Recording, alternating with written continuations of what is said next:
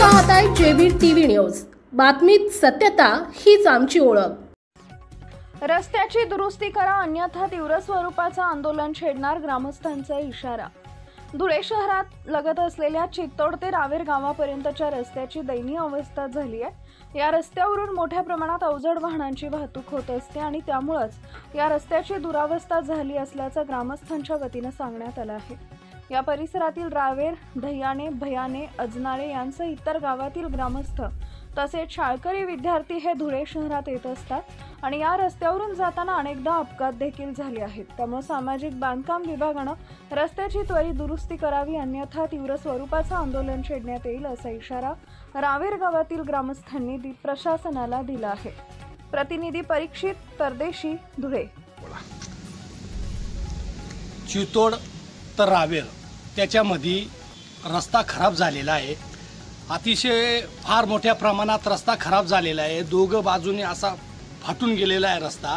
तिथं एसटी येत असते, तिथं रावेरचे मुलं शाळेत जात असता रावेर, दयाने, बयाने, पाळत, आजनाळं तिथले मुलं धुळ्याला शिकण्यासाठी जात असतात। जुन्नर, मोरशोडी, लईंग, सडगाव इथले देखील रहदारी आहे। तर रस्ता पूर्णपणे फाटून दिलेला आहे। तर PWD अधिकारी साहेबांनी इथं लक्ष द्यावं। PWD अधिकारी साहेबांना आम्ही अर्ज फाट देखील करायचं चालू आहे।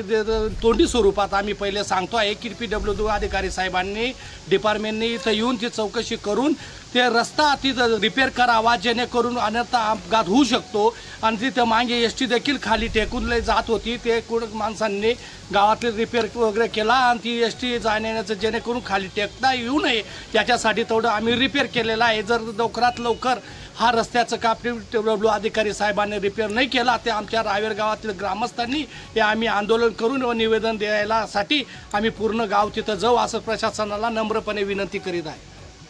आपल्या परिसरातील महत्त्वाच्या बातम्या पाहण्यासाठी आजच आमच्या जेबी टीव्ही न्यूज चॅनलला YouTube वर सबस्क्राइब करा आणि बेल आयकॉन प्रेस करा।